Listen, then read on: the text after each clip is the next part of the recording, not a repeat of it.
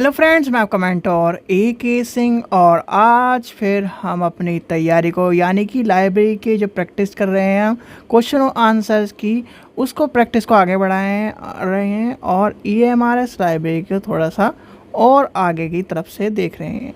यानी कि EMRS की जो प्रैक्टिस चल रही है, आपकी थ्योरी क्लासेस चल रही है, उसमें आपको मैं डेली कह रहा हूँ, आपको जो भी क्वेश्चन कराए जा रहे हैं या आपको जो भी पेपर मिलता है, यानी कि लाइब्रेरी से रिलेटेड आपको कोई भी पेपर मिले आप उसे करके देखिए।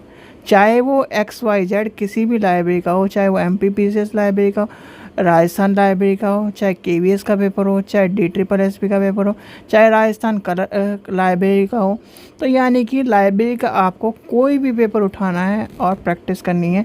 इसी तरह से प्रैक्टिस करी जाती है। जैसे कि हम प्रैक्टिस कर रहे हैं 30 क्वेश्चन से प्रैक्टिस कर रहे हैं, तो 30 क्वेश्चन को ये मत सोचिए कि आपके साथ 30 क्वेश्चन की प्रैक्टिस कर रहे हो, आप उसके साथ और भी प्रैक्टिस कर रहे हो। यानी कि अगर आप प्रैक्टिस के साथ साथ बहुत सारी बातें सुनोगे, बहुत सारी बातें को जानोगे, जैसे कि हमारे कल हमने समझा था बड़ोदरा लाइब्रेरी के और इस तरह की चीज़ें, तो इसलिए यानी कि मैं कहता हूँ आपको 30 क्वेश्चन के साथ मैं आपको और भी चीज़ों की प्रैक्टिस करा रहा हूँ, जो चीज़ आपको थोड़ी बहुत ध्यान से सुननी भी पड़ती हैं। ठीक है बच्चों, तो चलिए आज की क्लास शुरू करते हैं। यानी कि आज ही हम अपनी मैराथन शुरू करते थे TDT लाइब्रेरी की। चलिए तो शुरू करते हैं। कल हमने 30 क्वेश्चन तक देख लिए थे, आज हम उसी के आगे के 30 क्वेश्चन देखेंगे, यानी 31 से लेकर 60 क्वेश्चन तक देखेंगे।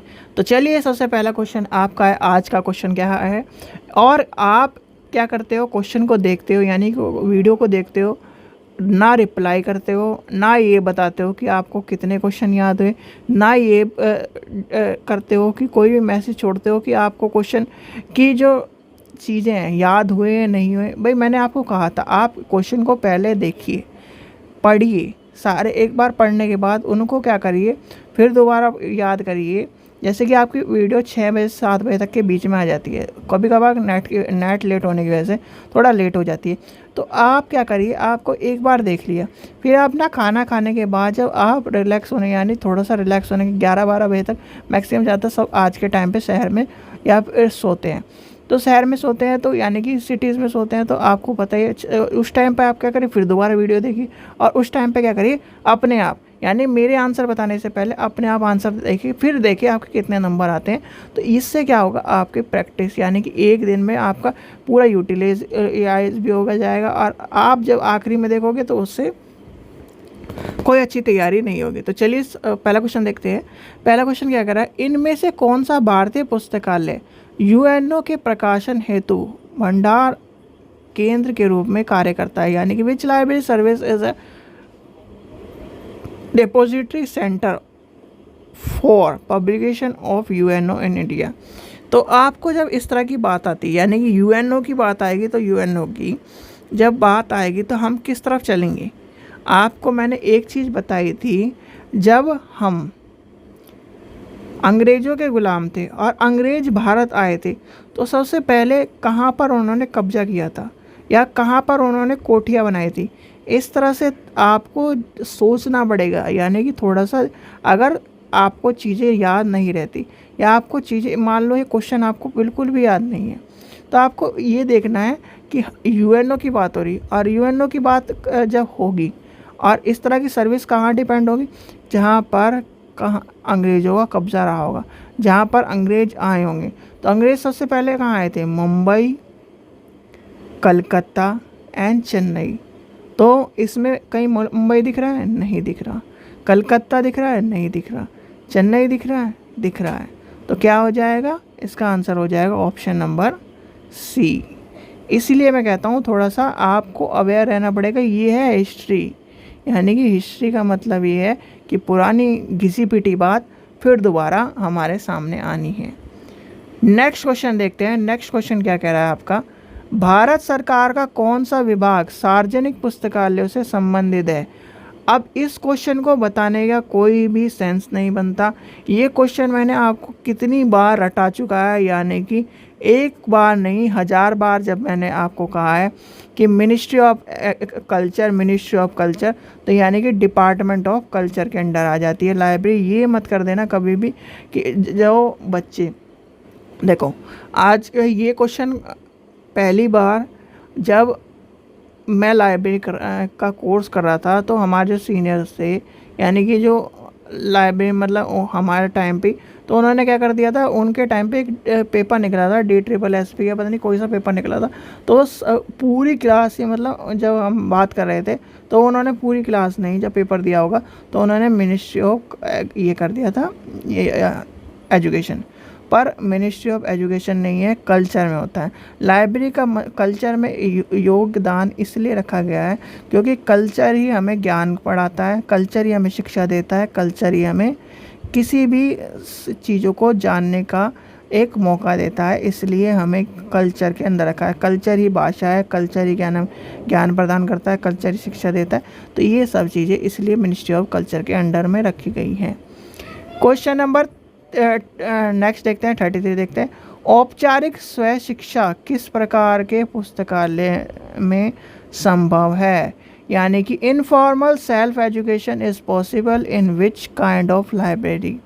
यानी कि अगर आपको औपचारिक इनफॉर्मल सेल्फ एजुकेशन यानी स्व शिक्षा की बात आती है, सेल्फ एजुकेशन की बात आएगी, तो सेल्फ एजुकेशन हम कहाँ लेते हैं? यानी कि आप कर रहे हो, चलो आपसे एक एग्जांपल पूछता हूँ, आप कर रहे हो यूपीएससी की तैयारी, यानी कि यूपीएससी की तैयारी कर रहे हो, और यूपीएससी या एसएससी की तैयारी कर रहे हो। भाई कोई अच्छा बच्चा होगा, थोड़ा सा और वो कर रहा होगा अपने नीट की तैयारी, ठीक है। ये बच्चे तैयारी कर रहे हैं। अब ये बच्चे तैयारी करते हैं तो कौन सी लाइब्रेरी में जाते हैं, आप इसे सोचो। यानी कि ये क्या करते हैं, सेल्फ स्टडी, और सेल्फ स्टडी करने वाला बच्चा कहाँ जा रहा है? Public library. तो आपका क्या आंसर हो जाएगा? सार्वजनिक पुस्तकालय। ये थोड़ा सा इसलिए मैं कहता हूँ, एक क्वेश्चन के साथ साथ आपके कई क्वेश्चन आपको समझने को मिलते हैं, तो आपको ये भी पता होना चाहिए।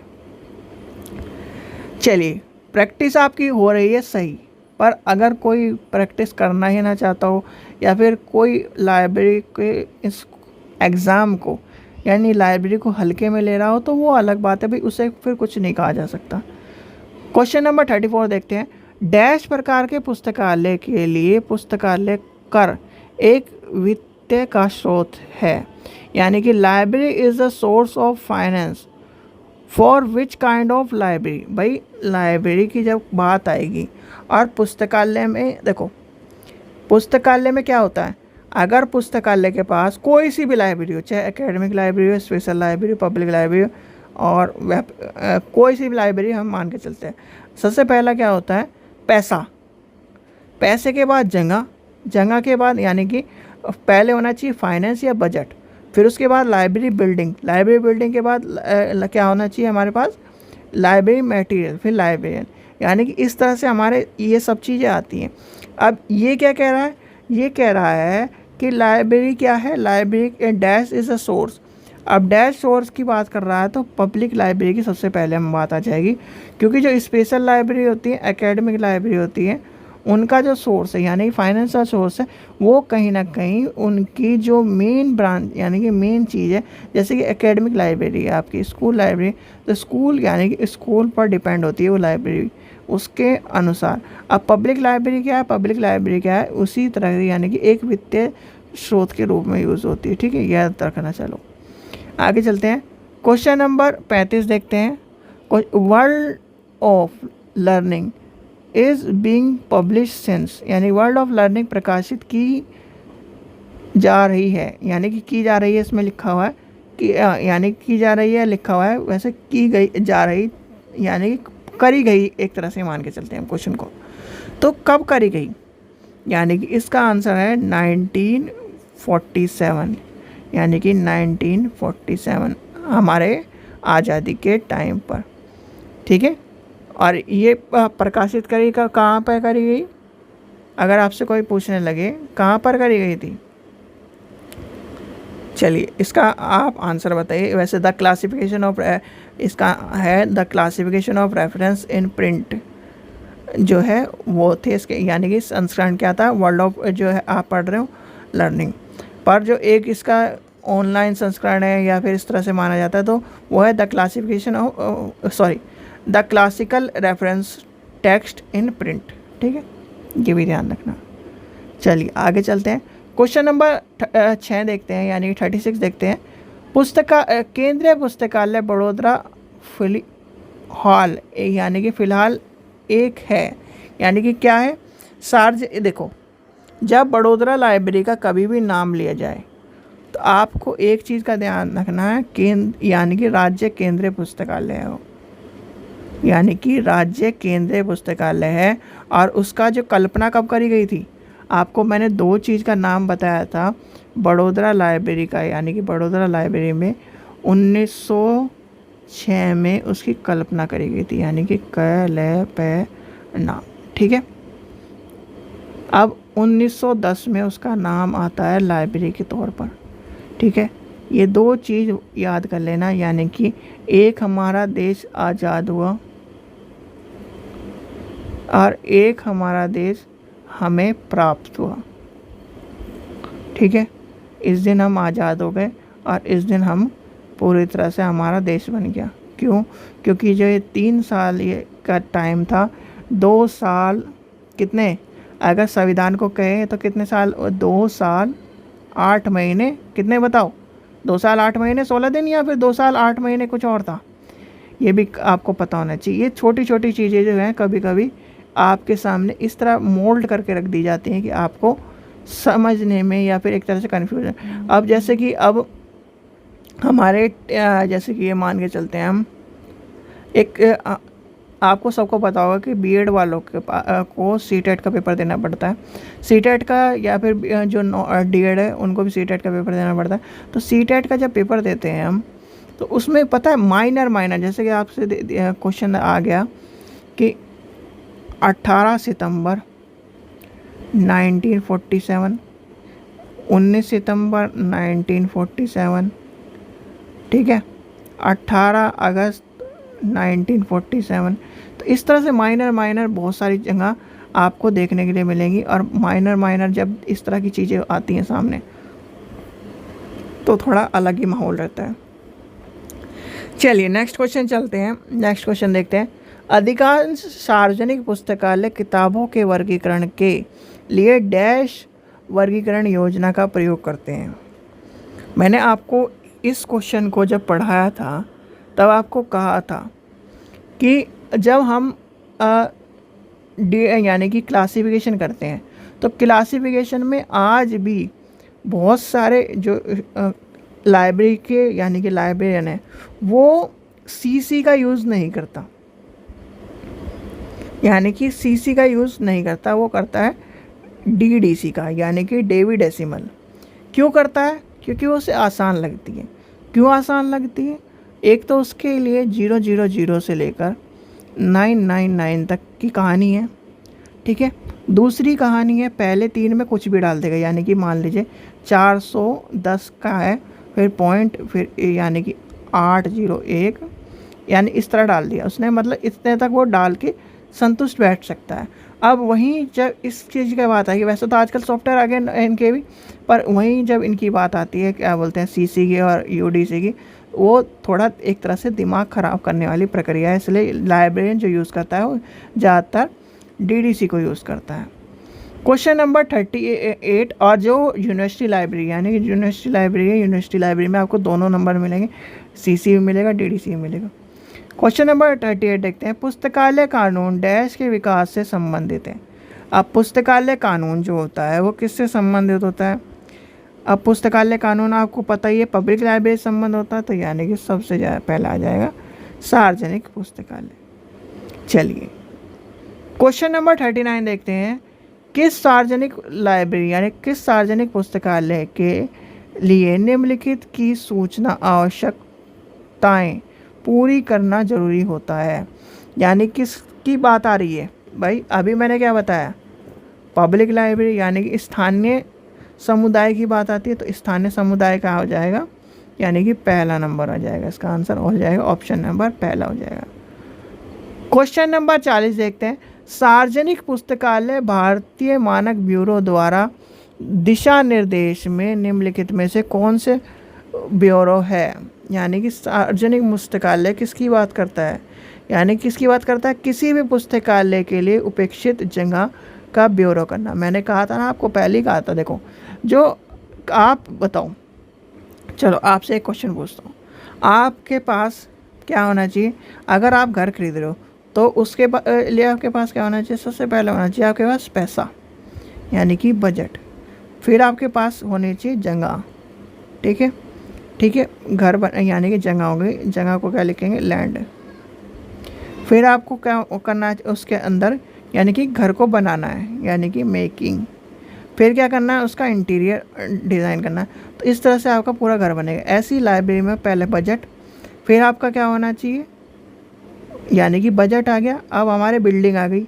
बिल्डिंग के बाद क्या होगा? हम उसके अंदर की किताबें खरीदेंगे, और किताबें खरीदने के बाद एक लाइब्रेरी रखेंगे और उसको कहेंगे कि इस लाइब्रेरी को संभालो।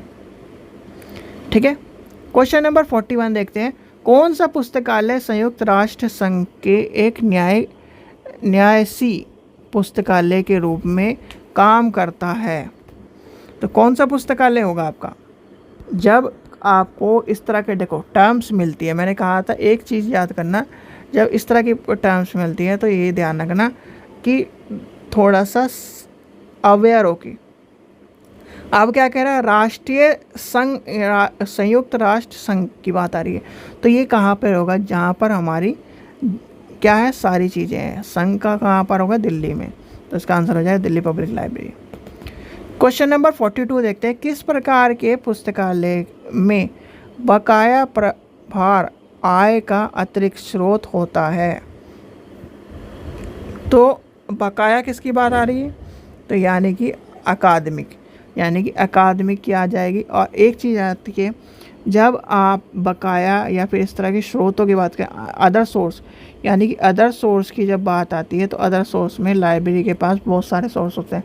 फ़ाइन हो जाता है एक तो, ठीक है, फ़ोटोकॉपी हो जाती है। आपने देखा होगा बड़ी बड़ी जो लाइब्रेरी होती है वो अपनी किताबें, यानी कि रेफरेंस की किताबें और या फिर बहुत सारी किताबें आपको बाहर नहीं लेके जाने देते। वो कहते हैं, या आप क्या कहते हो कि सर मुझे इस चीज़ का नोट चाहिए, मैं फ़ोटो ले लूँ या फिर इस तरह के आप इसकी फ़ोटो। तो आप वहाँ पर लाइब्रेरी में ही क्या होती है, फ़ोटो स्टेट मशीन रखी होती है, और वहाँ पर जो चार्ज होता है लाइब्रेरी, वो चार्ज लेकर आपको फ़ोटोकॉपी करवा कर दे देती है। चलिए आगे चलते हैं। क्वेश्चन नंबर 43 देखते हैं। पुस्तकालय जो समाज के सभी सदस्यों की उम्र और लिंग के भेदभाव यानी भेदभाव मुक्त आपको सेवा प्रदान करता है, वो कौन सा होता है? तो ये आपका आंसर होगा, क्या हो जाएगा? सार्वजनिक पुस्तकालय। यानी कि देखो, सार्वजनिक पुस्तकालय आपको ये दिखाया जा रहा है कि आपके सामने कितनी पॉसिबिलिटी बन सकती है कि सार्वजनिक पुस्तकालय से आपके क्वेश्चन पूछे जाए, या फिर एकेडमिक लाइब्रेरी से आपसे क्वेश्चन पूछे जाए। आपको एक क्वेश्चन पे डिपेंड नहीं रहना है, यानी कि एक चीज़ पे डिपेंड नहीं रहना है।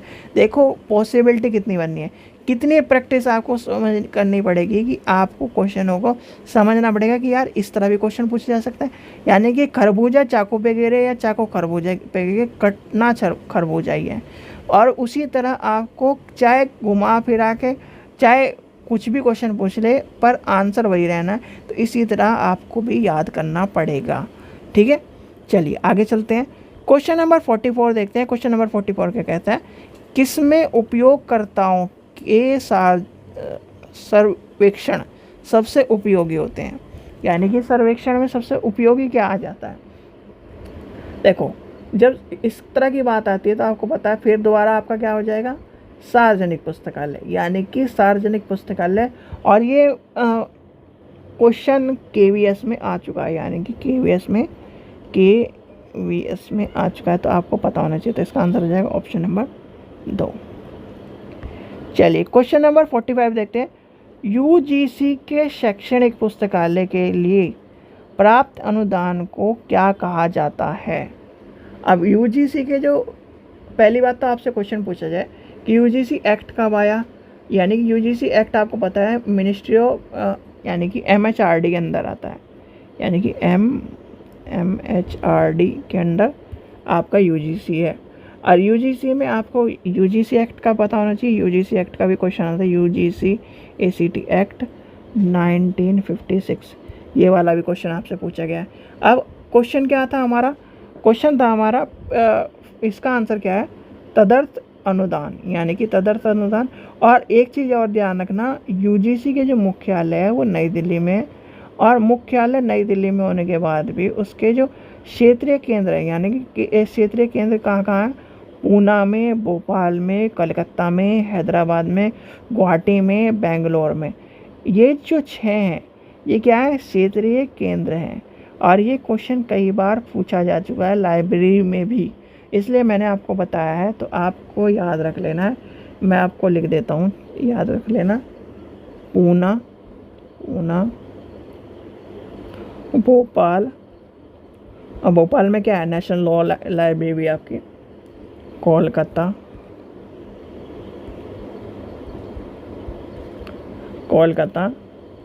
हैदराबाद,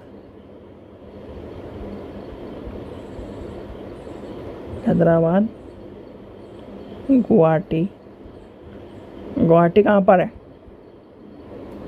असम, बेंगलोर।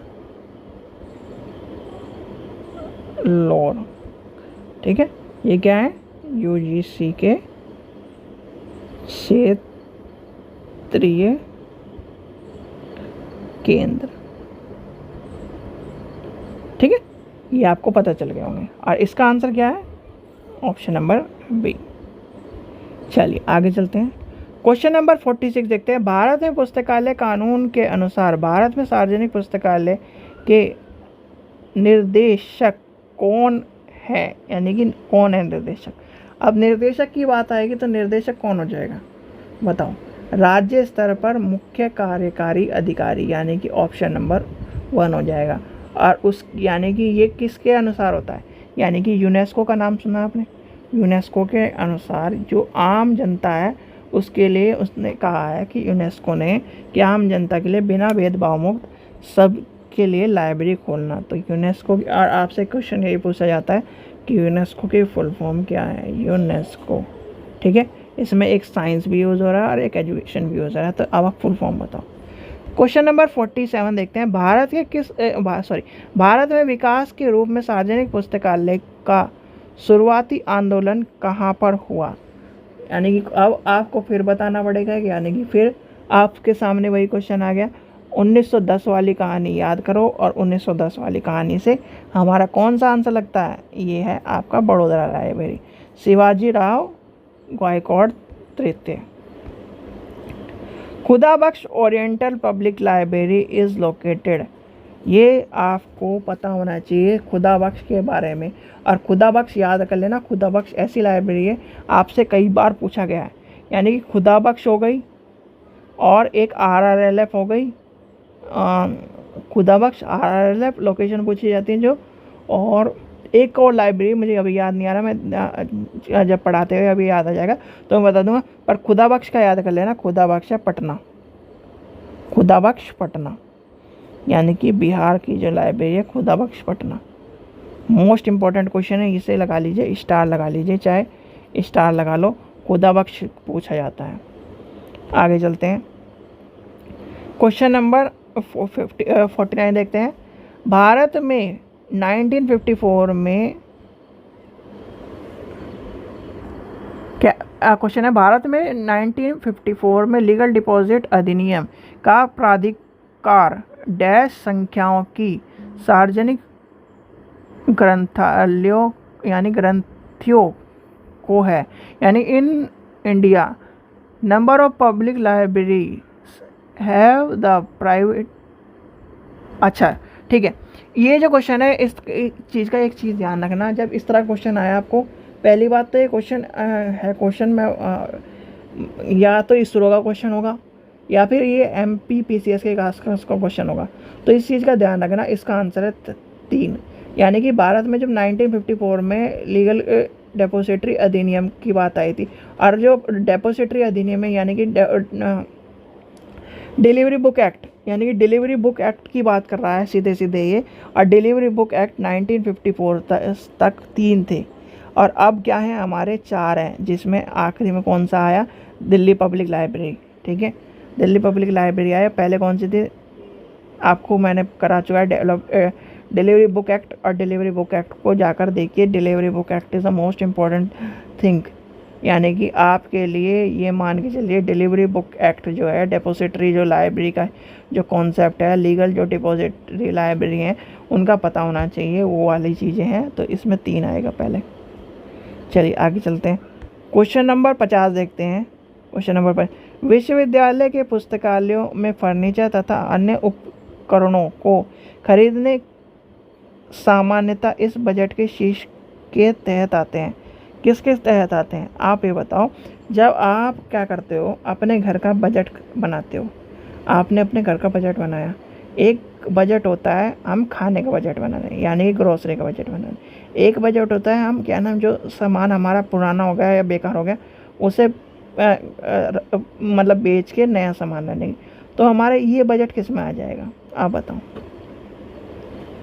यानी कि इसका आंसर है नॉन रिकरिंग ग्रांट, यानी कि अनावर्तित अनुदान। ऑप्शन नंबर ये हो जाएगा डी। ठीक है, चलिए आगे चलते हैं। क्वेश्चन नंबर 51 देखते हैं। भारत सरकार का कौन सा विभाग सार्वजनिक पुस्तकालय से संबंधित है, यानी किससे संबंधित है। अभी मैंने आपको बताया था कल्चर अफेयर, यानी मिनिस्ट्री ऑफ कल्चर। तो आपको इसका तो आंसर पता ही होगा, अब याद ही हो गया होगा। क्वेश्चन नंबर 51 का बी हो जाएगा। चलिए क्वेश्चन नंबर 52 देखते हैं। Internet public library is being maintained by. Internet public library निम्नलिखित द्वारा प्रदित है। किसके द्वारा प्रदित है, यानी कि किसके द्वारा है। देखो, इंटरनेट पब्लिक लाइब्रेरी की जब बात आएगी तो आपको एक चीज़ का ध्यान रखना पड़ेगा, और ये है यूनिवर्सल, यानी कि यूनिवर्सल ही मान के चलो। यानी कि इसका आंसर हो जाएगा आपका पहला, ट्रेड के सेल यूनिवर्सल, यानी कि यूनिवर्सिटी, ड्रेकेसल यूनिवर्सिटी। ठीक है, चलिए आगे चलते हैं। क्वेश्चन नंबर 52 देखते हैं। 52 क्या कह रहा है, DOAG विश्व की सबसे बड़ी मुक्त पूर्व टैक्सेस और गुणवत्ता नियंत्रण वैज्ञानिक एवं शैक्षणिक पत्रिका शब्दकोश किसके द्वारा परिचालित है। तो किसके द्वारा परिचालित की गई है, यानी कि जब आपका इस तरह की बात आए तो आपको एक पता होना चाहिए, वो है लुंडा यूनिवर्सिटी। ठीक है, तो इसका आंसर हो जाएगा ऑप्शन नंबर सी। और ये जो है, यानी कि एक तरह से ये मान के चलिए, ऐसा इस तरह क्वेश्चन पूछा नहीं जाता, कभी भी ध्यान रखना। पर ये जनरल टाइप क्वेश्चन है, यानी कि जनरल क्वेश्चन जो छपते हैं और जो ओपेक की जो कहते हैं, यानी कि इसकी पहली बात तो आपको फुल फॉर्म पता होना चाहिए। चलो फुल फॉर्म भी मैं लिख देता हूँ, क्योंकि टाइम आजकल कहते हैं लाइब्रेरी वालों का टाइम आजकल थोड़ा सा बुरा चल रहा है। क्यों बुरा चल रहा है कि कहाँ से क्या पूछ दें कुछ पता नहीं चलता। तो आपकी फुल फॉर्म क्या है इसकी, आपसे कोई फुल फॉर्म पूछ लेंगे तो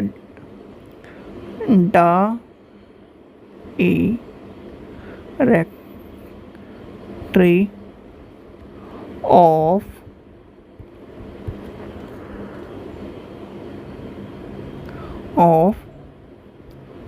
ओपन एक्सेस जनरल। ठीक है, ये आपकी फुल फॉर्म। ठीक है, चलिए आगे चलते हैं। क्वेश्चन नंबर 54 देखते हैं। भारत सहित अनेक विकासशील देशों में सार्वजनिक पुस्तकालय के विकास के आधार पर दी यूनेस्को पब्लिक लाइब्रेरी मैनिफेस्टो 1949 का संशोधन किस वर्ष किया गया था। जब इसका संशोधन किया गया तो आप, यानी कि आप में से बहुत सारे बच्चे या तो पैदा हो गए होंगे या पैदा होने वाले होंगे। तो 1954 था, और वो नवंबर का ही टाइम था, यानी कि अभी सितंबर चल रहा है, नवंबर का टाइम था, नवंबर के आसपास था वो, नवंबर 1904। ठीक है, ये आंसर। क्वेश्चन नंबर 55 देखते हैं। इनमें से क्या विशेष पुस्तकालय में एक संकलन नहीं है, यानी संकलन की बात कर रहा है। देखो मैं आपको पहले भी कहता हूँ, देखो टाइम लग जाए कोई बात नहीं है, क्वेश्चन को ध्यान से पढ़ा करो, क्योंकि क्वेश्चन आजकल इस तरह के आते हैं, आपको चाहे आप फर्राटेदार इंग्लिश जानते हो, फर्राटेदार हिंदी जानते हो, पर एग्ज़ाम में कभी भी जल्दबाजी मत करना। जल्दबाजी करने के लिए प्रैक्टिस होती है। अभी जब आप तैयारी कर रहे हो तो क्वेश्चनों को आराम से पढ़ो, जिससे आपका उसका मीनिंग भी समझ में आ जाए, आप क्या कहना है। यानी कि बहुत सारे बच्चे पता है क्या करते हैं, क्वेश्चन को जल्दी जल्दी पढ़ते हैं और जल्दी जल्दी में ये नहीं देख पाते कि इसमें नहीं पूछा है, क्या पूछा है, नहीं पूछा है। अभी कर देंगे संकलन है। अब भाई माइंड होता है, क्योंकि जब एग्ज़ाम की तैयारी कर रहे हैं या फिर सॉरी एग्ज़ाम में जब बैठे हैं तो इस तरह का स्लिप हो जाती है। हर किसी की बात है, कोई भी हो, मेरे से भी कई बार हुआ है। तो इस तरह की ये चीज़ें आप इसलिए ध्यान रखो थोड़ा थोड़ा। चाहे आपको पढ़ना आता हो, मैं बहुत अच्छी बात है, पर यह है कि आप आराम से पढ़ो। मैक्सिमम 1 मिनट की, एक क्वेश्चन 1 मिनट का होता है, तो अपना टाइम यूटिलाइज इस तरह। कुछ क्वेश्चन इससे होता है कि हमारे देखे, यानी जैसे हमने देखा आंसर लगा दी, तो उसका टाइम हमें आगे क्वेश्चन में मिल जाता है। इसलिए मैं कहता हूँ थोड़ा सा आराम से क्वेश्चनों को पढ़ना चाहिए। तो इसका आंसर क्या हुआ, यात्री सूची, हास्य पुस्तकालय, कला पुस्तकालय, जीविका यानी कि जीविका कल्पना आदि जैसी हल्की पाठन सामग्री का ब्राउचर। ठीक है, तो इसका आंसर हो जाएगा option number C. Question number 56 देखते हैं, सूचना कौशल मॉडल किसने विकसित किया था। यानी सूचना कौशल मॉडल किसने विकसित किया था वो पूछा गया है। और सूचना जो मॉडल है वो कब आया था, 1999 में आया था। तो याद कर लेना 1999 में आया था।